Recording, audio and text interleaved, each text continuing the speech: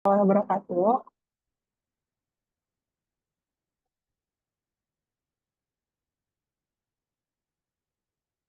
Selamat malam, Kak Dinda, selaku mentor BIM 5 dan teman-teman dari kelompok 5B. Jadi, di sini izinkan kami mempresentasikan eh, hasil kerjasama kami mengenai perancangan convention hotel yang ada di Kota Medan. Eh, Kelompok ini beranggotakan 12 orang, tapi ada satu anggota yang dari awal adanya proyek ini tuh nggak aktif, jadi nggak dicantumkan nggak namanya. Jadi kita uh, mulai ke slide berikutnya.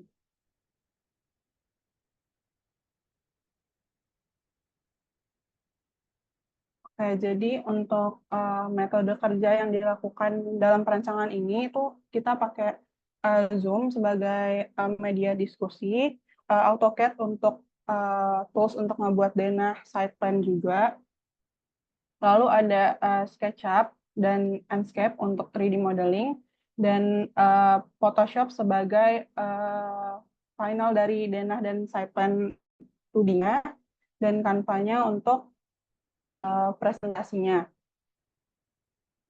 Lalu latar belakang, Medan merupakan kota pusat dari semua kegiatan yang ada di Provinsi Sumatera Utara yang sudah dikenal oleh baik domestik dan mancanegara. Kota kecil ini dapat berperan langsung dalam lingkup ekonomi dan semakin banyak diadakan hubungan dengan daerah, seringkali menjadikan Kota Medan titik pertemuan akan membuka peluang masuknya kegiatan ekonomi dan wisata yang bertujuan untuk berbisnis maupun liburan di Kota Medan. Untuk itu, sangat diperlukan pelayanan untuk kegiatan yang berlangsung di Kota Medan untuk mengantisipasi kedatangan wisatawan dalam negeri maupun asing ke Medan untuk kegiatan ekonomi maupun wisata. Maka Medan memerlukan fasilitas pendukung seperti akomodasi untuk tempat menginap. Salah satunya adalah hotel bintang yang menyediakan fasilitas lengkap untuk pertemuan bisnis sekaligus untuk rekreasi. Selanjutnya akan dilanjutkan oleh Endang.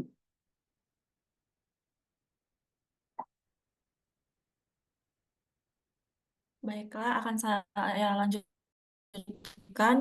Untuk tujuannya sendiri yaitu pertama, menyiapkan mahasiswa agar menjadi insan profesional, tidak mengingkari hakikat pendidikan.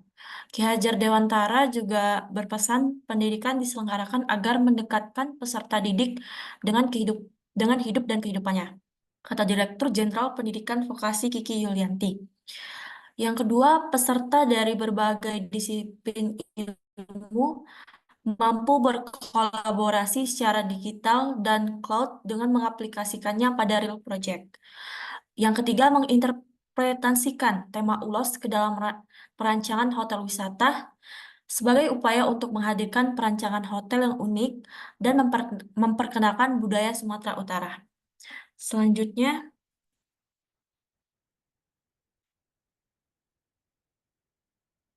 untuk penerapan budayanya, yang pertama itu ULOS. Ulos adalah salah satu jenis kain khas masyarakat Batak, Sumatera Utara, yang dari bahasa asalnya itu berarti kain, dan dibuat dengan cara alat tenun, bukan mesin, dengan warna dominannya itu sendiri, merah, hitam, dan putih, yang dihiasi oleh berbagai jenis benang tenun. Mulanya, ulos dikenakan dalam bentuk selendang atau sarung saja. Kerap digunakan juga pada perhelatan resmi atau upacara adat Batak.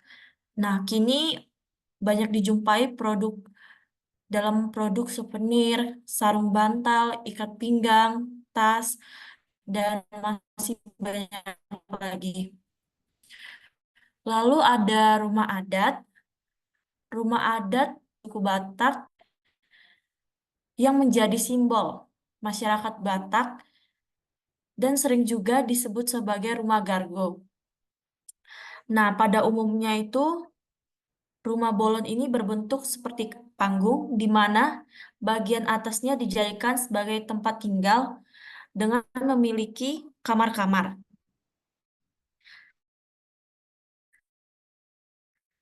Untuk tempat tidurnya itu sendiri cukup dibuat tinggi daripada dapur.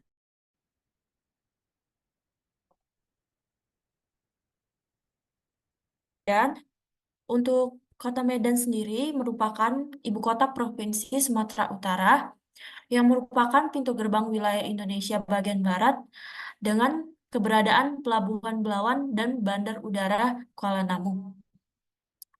Akses dari pusat kota menuju pelabuhan dilengkapi dengan jalan tol, kereta api, dan kereta api.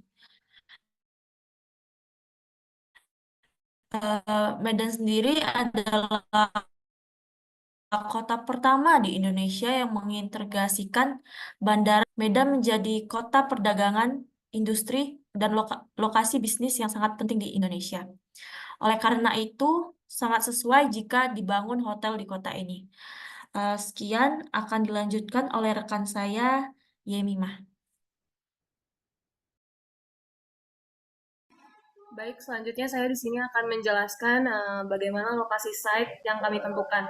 Untuk lokasi site-nya itu sendiri, kami menentukan berada di Jalan Kapten Patimura, Kelurahan Darat, Kecamatan Medan Baru, Kota Medan, Sumatera Utara. Dan untuk lokasi site tersebut, itu merupakan sebuah daerah perkotaan yang eh, ada pertimbangan pemilihan lokasi. Yang pertama itu ada aksesibilitas, yang mana lokasi ini itu dekat dengan jalan utama dan transportasi umum. Kemudian untuk fasilitas penunjangnya di lokasi saya tersebut itu dekat dengan fasilitas kesehatan, tempat ibadah, dan area pendidikan. Kemudian yang terakhir, pertimbangan terakhir itu ada di mana lokasi tersebut itu merupakan pusat perbelanjaan, pusat bisnis atau perkantoran, restoran, wisata, dan hutan kota.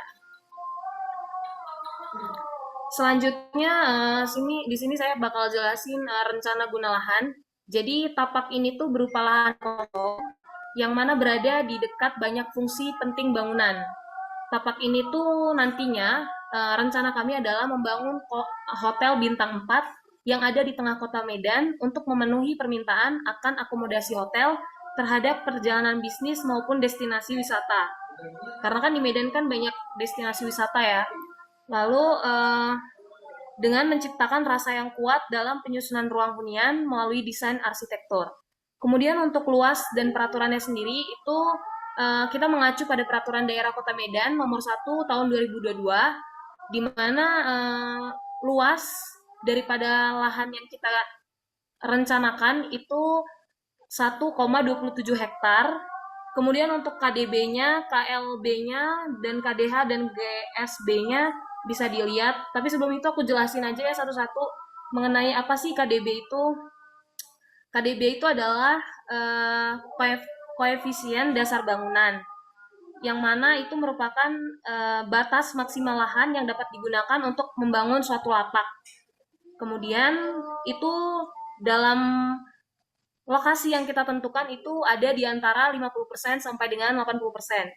Kemudian untuk KLB itu adalah koefisien lantai bangunan yang mana merupakan angka persentase perbandingan antara jumlah seluruh luas lantai bangunan yang dapat dibangun dengan luas lahan yang tersedia. Yang mana itu maksimalnya 21 lantai. Lalu yang ketiga itu ada KDH yang mana merupakan koefisien dasar bangunan yang merupakan angka perbandingan antara luas ruang terbuka di luar bangunan untuk penghijauan terhadap ruang terbuka itu antara 20% sampai dengan 40%. Kemudian yang terakhir itu ada GSB, yang mana GSB itu adalah garis sempadan bangunan yang merupakan batas atau jarak yang diperbolehkan untuk membangun sebuah perumahan dan bangunan gedung. Itu yang mana ada di setengah kali lebar rumija atau ruang milik jalan ditambah 1. Selanjutnya itu ada gambaran fungsi penting sekitar tapak. Jadi itu kan ada peta ya. Di situ bisa kita lihat keterangannya. Untuk site-nya itu ada lambangnya, kemudian jalan utama yang diwakili dengan warna merah, kemudian untuk taman diwakili dengan warna hijau, dan yang terakhir yang kuning itu diwakili untuk mewakili sebuah lahan kosong. Yang mana bisa kita lihat di site tersebut itu adalah lahan kosong. Dan untuk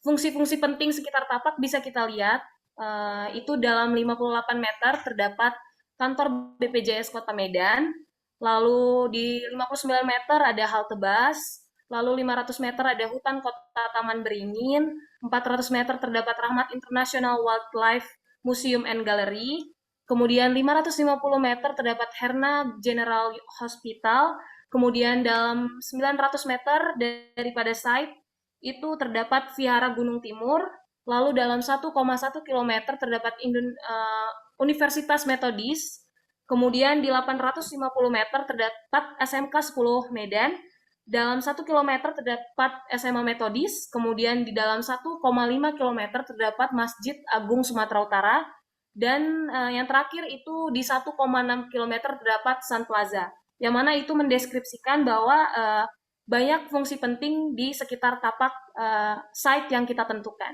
Gitu. Selanjutnya mungkin akan disampaikan oleh rekan saya, Dava. Terima kasih.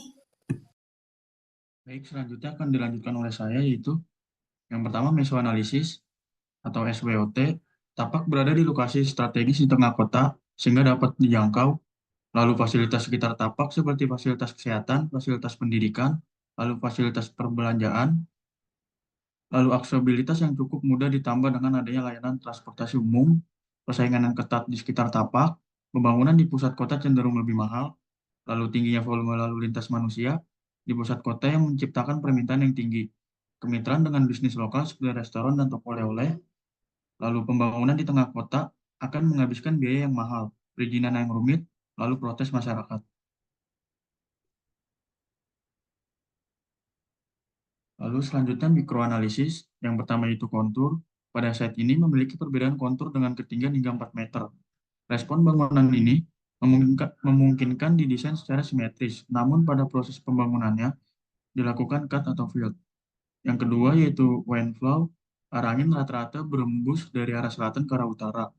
Respon arah angin ini berembus dimanfaatkan sebagai aerodinamis supaya angin menjadi pendingin struktur bangunan secara pasif.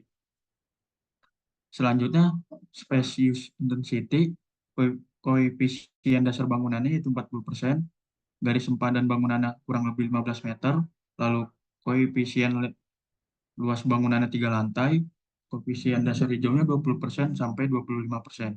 Selanjutnya, sunpatch, matahari berotasi dari arah timur ke barat, respon akan diberikan akses untuk cahaya matahari masuk ke dalam bangunan ini di bagian di timur dan meminimalisir pancaran cahaya langsung dari arah barat. Selanjutnya, mikroanalisis vegetation, pepohonan yang terdapat pada set yaitu pohon aksana dan pohon mahoni.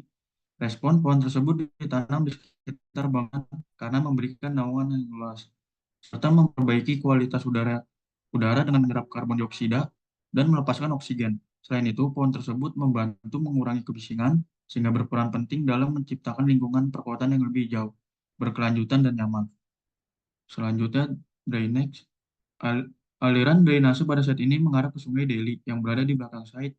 Karena berada di belakang site, sehingga area aliran drainase akan dirancang mengikuti kontur. Selanjutnya, noise. Kebisingan terbesar ada pada Jalan Kapten Patimura yang merupakan jalur utama. Respon, menanam pohon atau vegetasi di sekitar fasad untuk membantu menyerap suara dan menciptakan lingkungan yang tenang.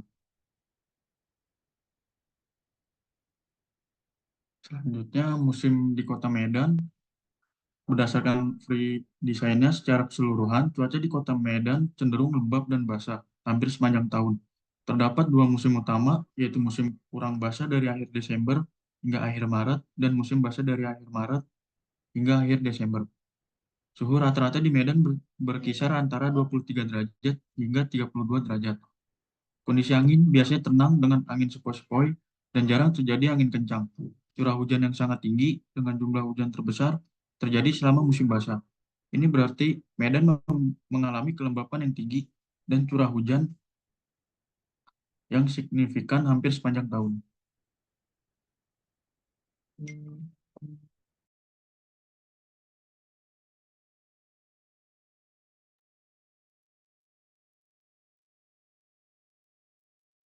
Selanjutnya akan dilanjutkan oleh rekan saya yang bernama Ilham.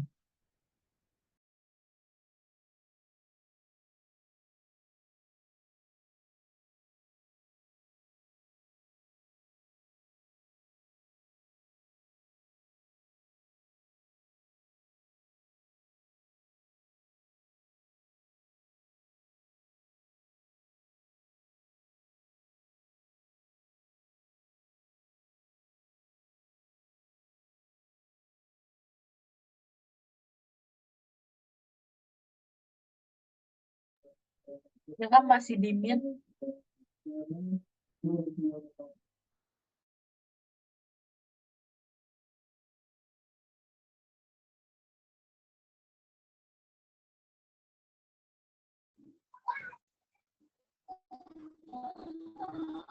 Itu bangunan ini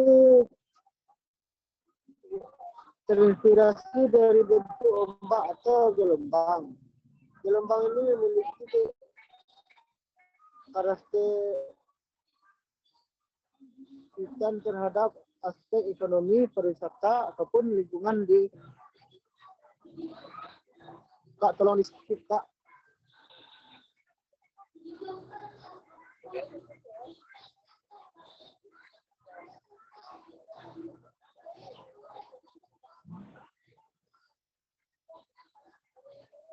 Kelompok influencing hall, ruangan,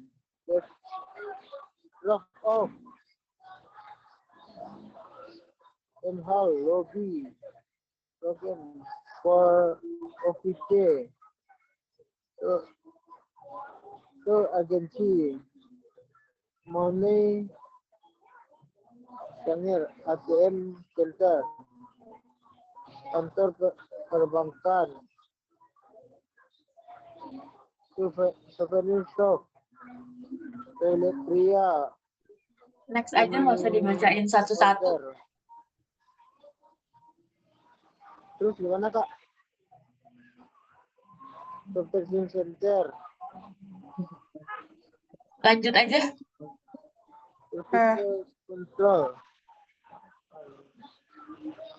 Restoran, store and span, parkiran, engine, pola aktivitas, pengunjung hotel datang, parkiran, menuju reservation, menuju kamar, pengunjung reservation, datang, parkir, menuju resepsionis, ballroom, meeting room, meeting, berkumpul, makan atau minum, Ilham, bukan karyawan. ngebaca. Harusnya dijelasin. Apanya yang dijelasin, Kak? Loh, itu aktivitasnya gimana? Pengunjung hotel.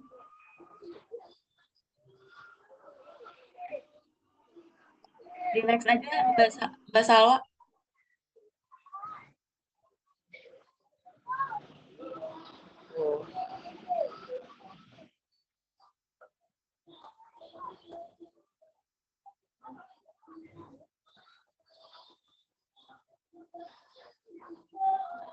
Plan. 1 bangunan, 2 parkiran mobil, Untuk slide ini yang baca Miko ya. 4 parkiran mobil, Saya akan melanjutkan parkiran mobil. hasil apa kami seperti yang sudah dijelaskan di Sal, bawain dikit Kak Sal.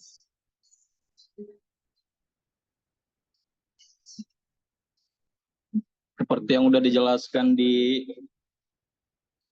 hasil presentasi kami, pada bagian 1 itu bangunan utamanya itu hotel, pada bagian kedua itu parkir mobil, bagian ketiga itu parkir bus, Yang keempat itu parkir mobil juga. Yang kelima paling belakang itu parkir motor. Yang nomor 6 parkir mobil pengelola.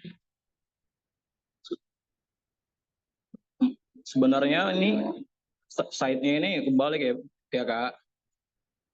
Kita masuknya dari kanan, terus keluarnya dari kiri.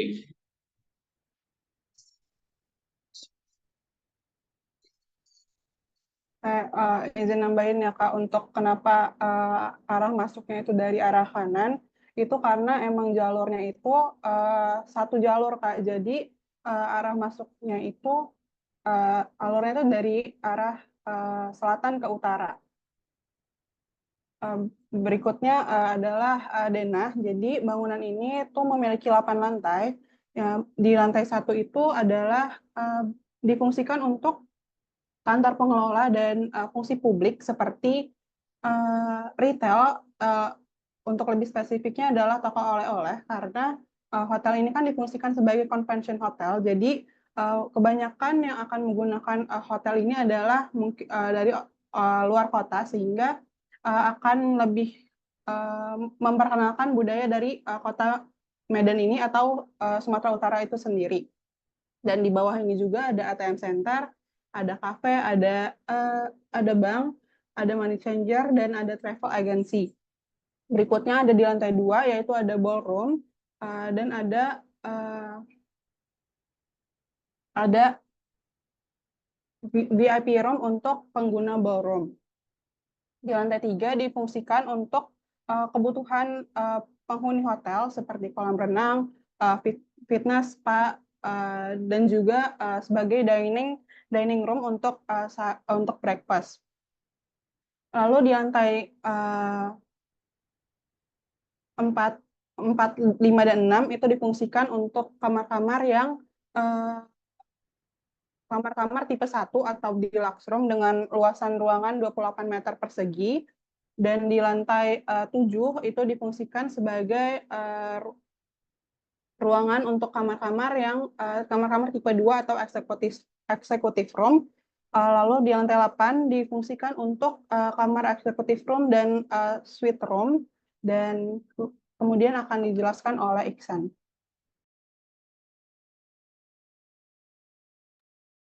Baik Kak, di sini saya ingin menjelaskan dana struktur untuk lantai 1, yang mana di situ terlihat ada 2 jenis balok, yang mana yang balok pertama itu balok anak dengan ukuran 35/70. Balok anak ini sendiri menghubungkan bentang antar kolom dan kolom. Sedangkan balok anak itu menghubungkan antara balok ke balok. Dengan balok anak sendiri ukurannya itu 25/50. Untuk sisi pinggirnya menggunakan balok anak dengan sistem cantilever yang tidak disokong langsung oleh si kolom maksudnya. Selanjutnya ada core wall di area lift dan area tangga. Itu fungsinya untuk menahan gaya geser akibat gempa. Selanjutnya ada kolom dengan jarak bentang 400/500. Oke, next. Untuk lantai 2-nya sendiri itu sama. Mungkin bisa lanjut.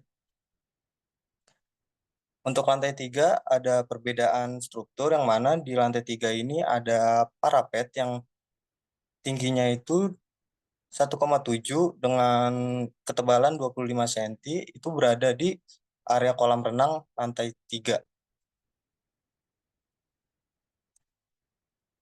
Untuk lantai 4, 5, 6 masih sama dengan lantai sebelumnya. Mungkin bisa di next aja. Ini pun juga masih sama. Masih sama. Oke. Mungkin selanjutnya dilanjutkan oleh teman saya.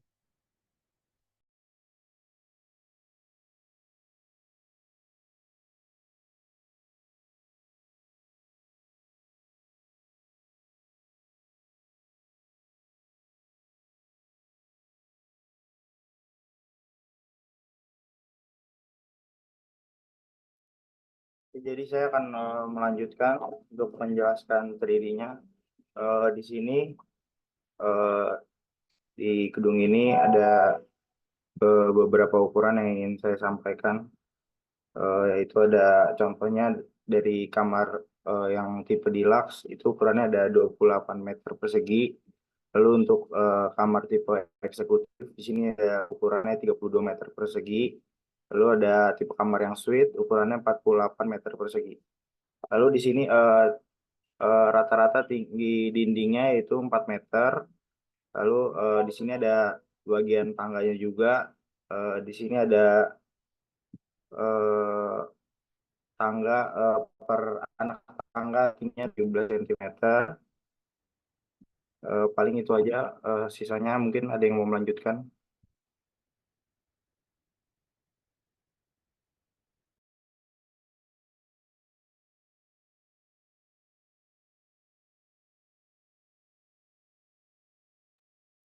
Oh ya, untuk bagian fasadnya tadi kan sudah dijelaskan.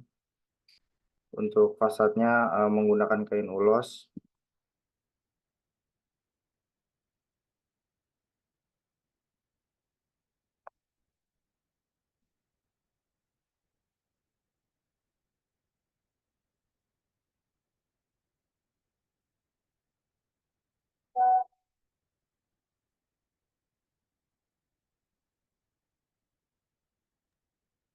Gimana tuh maksudnya? Fasad pakai kain ulos. Salah Kak, maaf.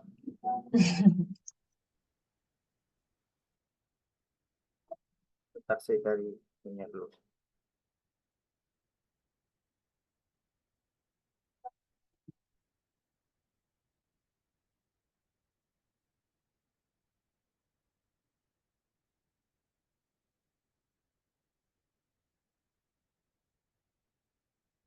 Mungkin teman saya ada yang bisa melanjutkan.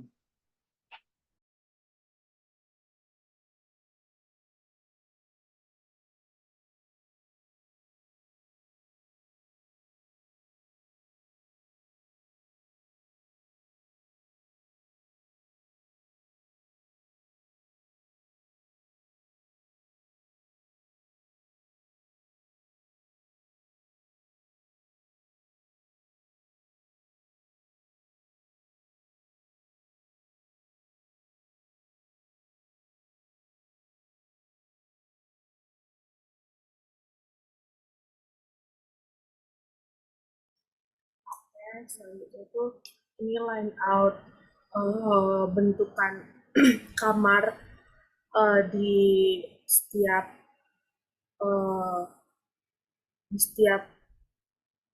kelasnya gitu. Ada deluxe, lanjutnya Kak, eksekutif, suite room, selanjutnya. Jadi karena kami dapatnya di Kota Medan, dan Kota Medan itu beridentik dengan adanya suku Batak. Jadi kami, seperti penjelasan di slide pertama, ornamen yang otentik atau yang dapat dilihat langsung terlihat itu ada, kami menaruh kain ulos itu sebagai ciri khas utama yang ada di hotel tersebut. Dan mungkin ada beberapa contoh kamar dan contoh ulos yang kami pakai di dalam kamar hotel ini.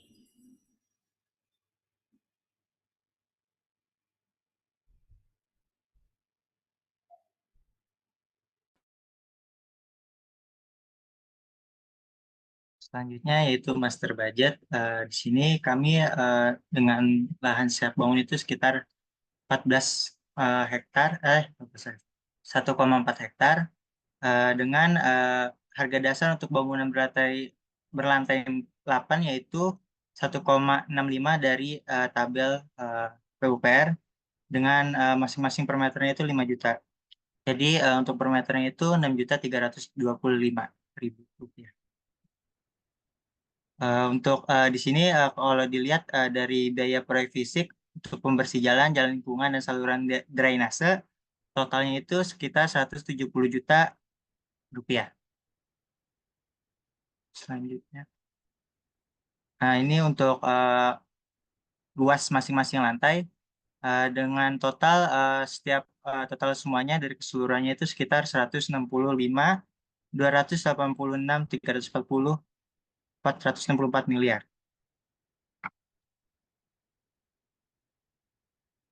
Dan ini untuk perlengkapannya yang terdiri dari lift, tata udara, tata suara, jaringan telepon, elektrik, sistem keamanan, utilitas pondasi dalam, yang dimana ini dari koefisien ini dari total harga gedung itu dibagi beberapa persennya untuk dan memperoleh totalnya itu 168 miliar 686 juta 340 ribu rupiah. Dengan perlengkapan untuk bagian luarnya itu kayak partin wall dan ACP-nya itu total itu 4 miliar.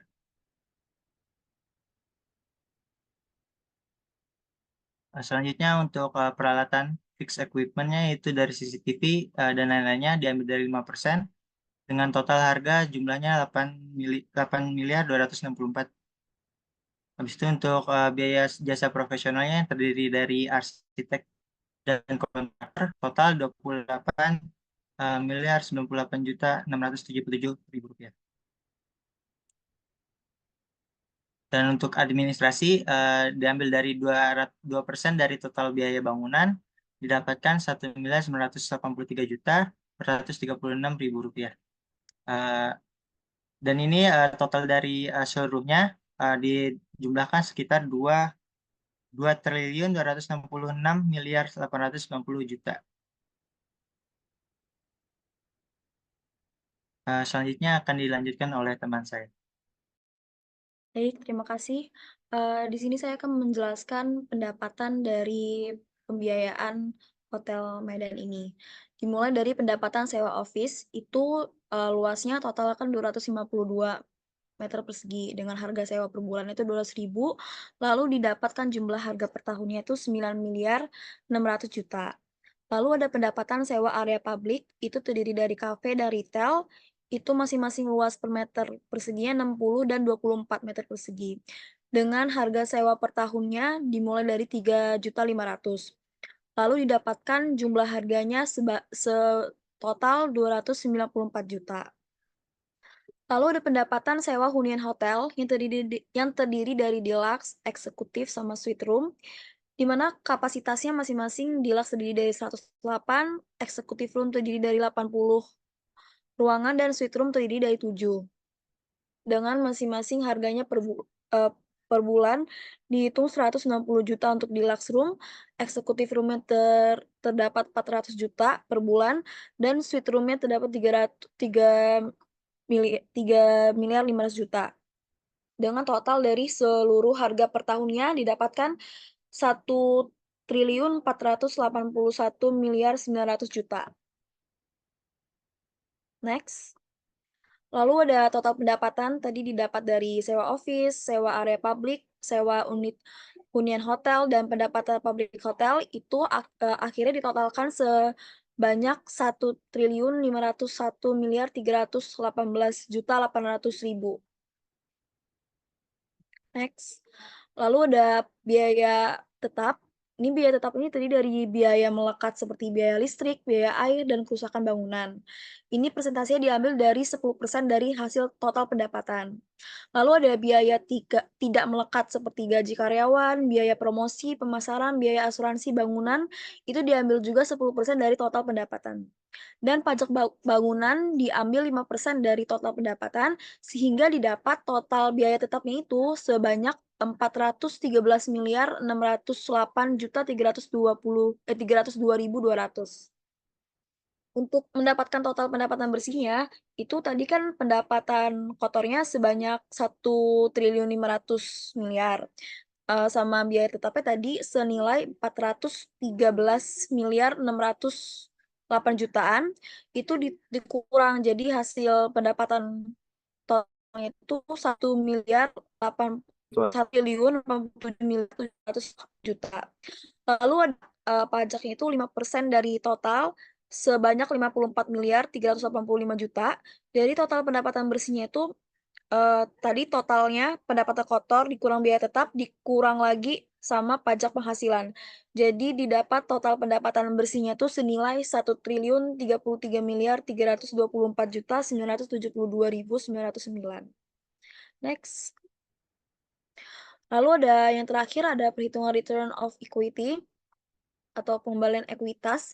Itu rumusnya tadi biaya bangunan dibagi pendapatan bersih. Tadi didapat biaya pembangunannya itu senilai 2.266.840.844.844.000 dibagi pendapatan bersihnya tadi sekitar 1.033.324.972.909 itu didapat di kisaran nilai 2,19. Jadi dari perhitungan pembiayaan dan pendapatan dan hasil perhitungan ROI itu diperkirakan ada pengembalian investasi pada bangunan hotel dan rental office selama selama kurang lebih 2 tahun 2 bulan. Terima kasih. Nah, mungkin sekian presentasi dari kelompok 5B. Berikutnya apa ya, Kak? Saya jawab. Presentasi udah selesai? Udah, Kak. Itu slide-nya kayaknya masih banyak deh. Enggak. Oh, oke. Mau bahas satu-satu ya. Ini kan tadi udah dijelasin aspek budaya sampai ada di di kamar-kamarnya pakai kain ulos. Tapi aspek green-nya ada nggak sih? Dijelasin nggak?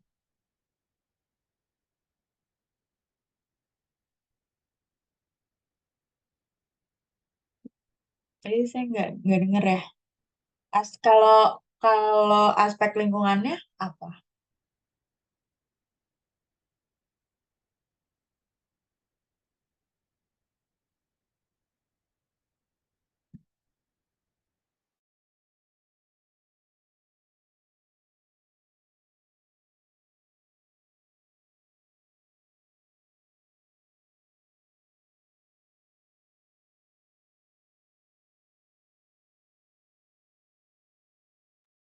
Mungkin kalau untuk aspek lingkungannya belum dijelasin secara spesifik sih, Kak. Soalnya mungkin dari penggunaan ini, mungkin penggunaan dari banyaknya bukaan di area timur, jadi bisa meminimalisir penggunaan mungkin cahaya lampu di siang hari atau bisa juga penggunaan pendingin sih karena adanya banyaknya bukaan gitu, Kak.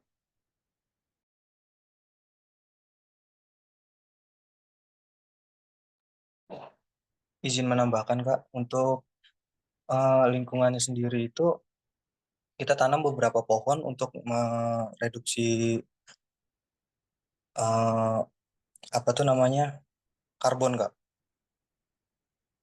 polusi udara. Oke, cuma mungkin ditambahin di presentasinya aja ya. Perbaikannya sih kurang lebih itu aja sih. Cuma aspek lingkungannya aja kurang dijelasin. Sisanya udah lengkap dari analisis. Cuma paling emang kalian yakin tuh 2,2 T. Yang ngitung siapa?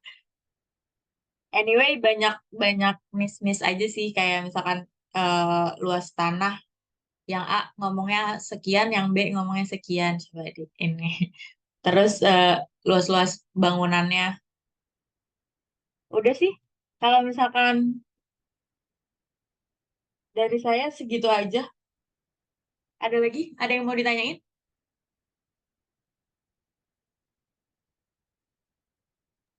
Mau nanya, Kak, untuk Oh iya, boleh. revisiannya terakhir kira-kira kapan ya? Aku sih nunggu paling lama malam ini. Cuma Minus gimana? penjelasan itu, untuk nambahin minus penjelasan itu kira-kira terakhir kapan ya, Kak? Sebenarnya sih harusnya hari ini, cuma sampai besok nggak apa-apa. Nanti saya tunggu sampai besok malam ya. santai lah. Udah, kalau emang nggak ada pertanyaan lagi, kita sudahi saja. Nggak usah tegang-tegang, guys. Takut ya ini. Sekian, selamat bermalam minggu. Maaf udah ganggu waktunya. Sampai jumpa. Terima kasih, Kak. Kak. Terima kasih banyak, Terima Kak. kasih banyak, Terima kasih, Kak. Kak. Terima kasih banyak, Kak. Makasih Kak.